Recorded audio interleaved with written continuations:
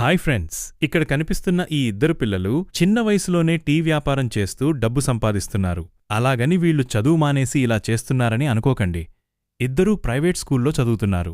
చదువులో కూడా మంచి ప్రతిభ చూపిస్తున్నారు. పెద్దోడు 9వ తరగతి, చిన్నోడైదు వా తరగతి చదువుతున్నాడు. స్కూల్ నుంచి ఇంటికొచ్చేసరికి వీళ్లమ్మ టీ సిద్ధం చేసి ఉంచుతుంది.